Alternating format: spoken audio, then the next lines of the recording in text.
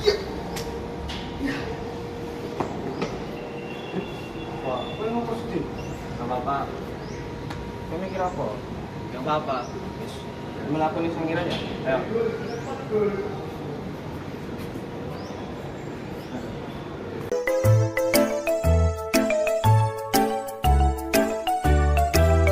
Selamat siang teman-teman. Kami dari SMK Kolese Mikael 10 TP5 akan memperkenalkan kalian kepada Museum Sangiran yang terletak di Sragen.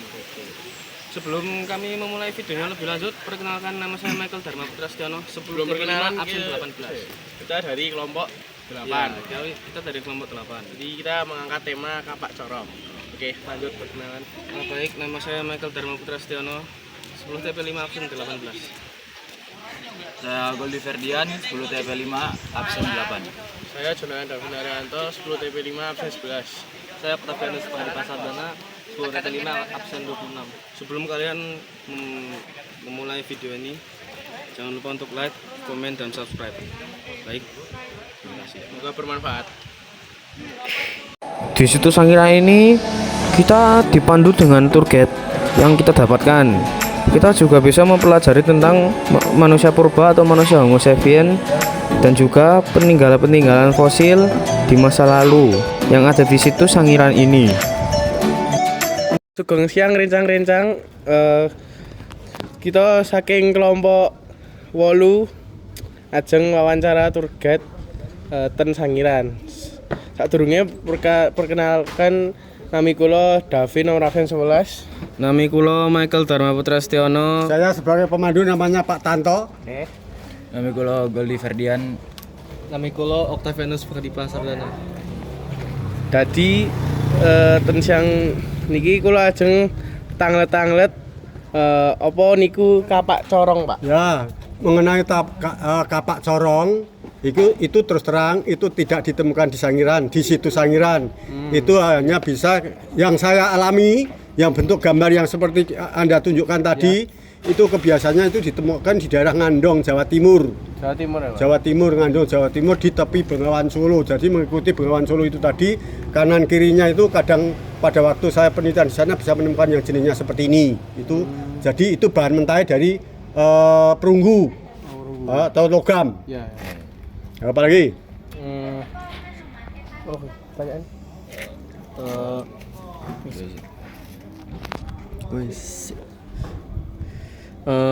Kados pundi sajarahipun betiang corong, Pak? Ya sejarahnya kan sing nganggo kan sudah manusia modern. Nggih. Sudah yang termasuk manusia Homo sapien lah. Oh. Ya itu pada waktu itu dia memang untuk beristirahat atau bagaimana ya itu kan itu bentuknya kan seperti diglik lah itu. Nah, itu maksudnya untuk kedudukan dia pada waktu dia tuh ceramah di hutan-hutan gitu loh. Pemimpin gitu ya? Nah, untuk memimpin betul ya. Jadi bahan mentai itu adalah dari perunggu atau logam. Oh. Iya. Itu. Ya, Pak. Kenapa kapak corong niku ditemukan ini ing Jawa Timur? Karena pada waktu itu mungkin ada kan di sini ini kan prasejarah. Iya. Yang kebetulan yang di Ngandong itu ditemukan yang manusia Homo sapien. Homo sapien itu sudah manusia modern. Modern itu sudah punya otak yang sempurna, jadi dia mungkin dulunya di sini ada kapak batu, yang di sana ganti dengan nama kapak corong. Kapak corong itu termasuk yang jenisnya adalah megalitikum. Itu bahan mentahe, itu yaitu logam atau perunggu. Logam atau perunggu. Ya. Apa lagi?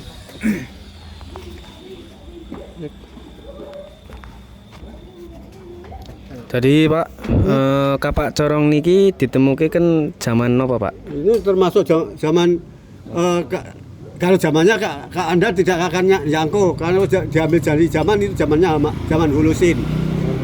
Hulusin di Sangiran itu ada ya. Pertama Pliocene, kedua Pleistosen bawah, ketiga Pleistosen atas, keempat baru ke Hulusin. Hulusin mulai dihuni oleh yang memakai namanya Meganthropus Paleojapanicus, mulai dari Pithecanthropus erectus, mulai Homo sapien. Lah, itu kapak corong itu yang menggunakan adalah manusia Homo sapien. Jadi diperkirakan umurnya 300-an ribu tahun yang lalu. Itu. Apa lagi?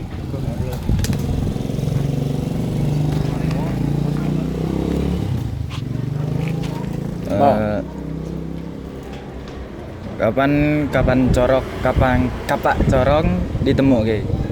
Kalau suatu saat kalau ada perintah ada panggilan mungkin kadang bisa menemukan, kadang juga tidak bisa ditemukan. Karena apa? Itu belum tentu itu di mana saja ada, karena itu tempatnya tertentu. Tertentu ya. Kalau dulu ada penghidupan manusia Homo sapiens yang meninggal, akhirnya dia dikubur di situ, akhirnya dia alatnya itu dipakai di situ. Nah, itu disamakan di tempat, kalau istilahnya kuburan lah itu. Kuburan itu. Nah, terus niku kapak corong niku fungsine kagem napa ya? Ya kapak corong itu pertama untuk melimbas atau untuk motong atau ya. Kalau yang bentuk yang Anda tunjukkan tadi itu biasanya untuk duduk itu. Untuk duduk. Kalau yang Anda tapi ada yang gambar seperti itu hanya istilahnya untuk motong. Untuk motong. Ya, ada yang gepeng gitu tapi bentuknya memang seperti itu tapi gepeng gitu. Jenis-jenisnya niku enten pinten, Pak? Kalau jenisnya yang kapak corong ya hanya kapak corong karena apa? Itu sudah manusia modern. Kalau yang dulu kalau diambil dari jenis alat-alat batunya yang mulai pertama sampai yang sekarang yaitu yang kita sebut nama Paleolitikum, ada Mesolitikum, ada Neolitikum, ada Megalitikum. Nah, inilah yang masuk ke Megalitikum. Kapak corong itu yang masuk ke Megalitikum. Oh iya. Itu. Mbak, Kapak corong digawe saka apa, Pak? logam atau perunggu. Tadi kan Pak Tanto niki bilang kalau kapak corong niki buat motong toh Pak. Berarti manusia-manusia purba niki nek pun berburu Itu nanti dibawa. berarti kapak corong niki saged Dibawa kemana saja? saged dinggo motong daging-daging hewan. Bisa, Oh. ya. Iki motong napa Mau pemawon alat memang alatnya ini tahu. Termasuk contoh saja yang namanya Paleolitikum itu kampanye asal dia linggir atau runcing itu untuk potong, untuk nusuk hewan, untuk menusuk pohon-pohonan. Nah, itu. Berarti kapak corong niki tidak dikhususkan buat memotong suatu material yang khusus. Pak? Enggak. Ya, memang enggak. Cuma eranya itu era yang eranya itu masuk era Megalitikum, tadi jenisnya itu adalah yang disebut kapak corong. Oh nggih. Ya pun tekan kula Pak. Nggih, Lan matur nuwun. rencang-rencang kami sugeng siang Pak. Nggih, Terus ya, sami-sami, Pak. ayo. Matur nuwun nggih Pak. Yuk. Siang rencang-rencang perkenalke jenengku Michael Dharma Putra Setiono tekan Sedoso TP Gangsal. Kula Jonathan Davin Arianto saka Sedoso TP Gangsal. Dino iki aku lan Davin lagi ning Sangiran. Di Sangiran iku kaya panggon dinggo awake dhewe ndelok jaman purba biyen. Jadi niki kula sampun tumbas batu jenenge iku Sri Rejeki. Niki bahane saking batu akik. Kangge proses lan sejarahe batu niki kula tangletke kambe sing dodol batu Sri Rejeki niki. Kacik iki, kacik. Sugeng siang Bu. Nyuwun sewu asmane pun jenengan sinten nggih? Bujiem. Oh Bujiem. Jadi batu niki proses gawene pripun nggih? Ini dulunya kan bahannya seperti gini, nah, itu lalu dipoles sama gerinda, lalu digirapkan sama amlas gitu. Niki batu akik lho. Ya batu akik, namanya batu Sri Rejeki. Terus untuk kegunaannya niku napa? Ada ya buat krian bisa, buat sabuk sini bisa. Sabuk? Sabuk setut itu loh Mas tahu. Oh, setut, iya, Buat iya. liontin bisa. Tinggal yang mau gunakan. Tapi biasanya buat sabuk, buat liontin gitu Mas. Oh. Berarti niki batune bisa dibilang semi multifungsi nggih Bu? Oke.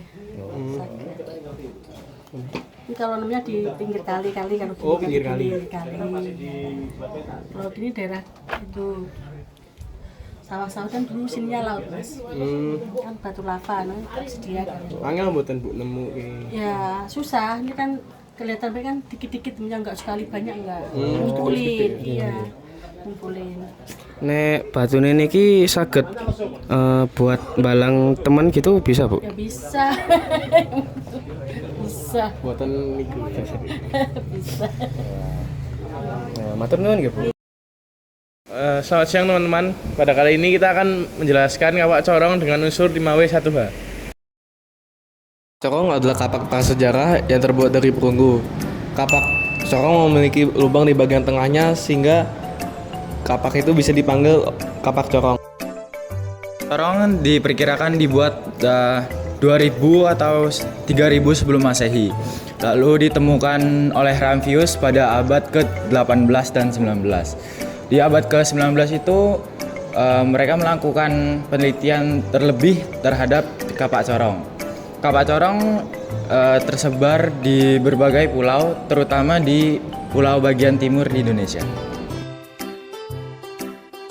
Kapak corong sendiri ialah untuk menggali umbi-umbian.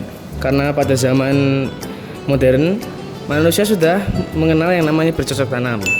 Dan menurut tour guide kita sendiri yaitu Pak Tanto, manusia modern menggunakan kapak corong juga untuk berburu dan menyayat kulit hewan-hewan yang telah diburu mereka. Proses pembuatannya sendiri, kapak corong dibuat atau diproses melalui proses casting atau molding, yaitu dengan cara memasukkan cairan pada cetakan yang telah disediakan.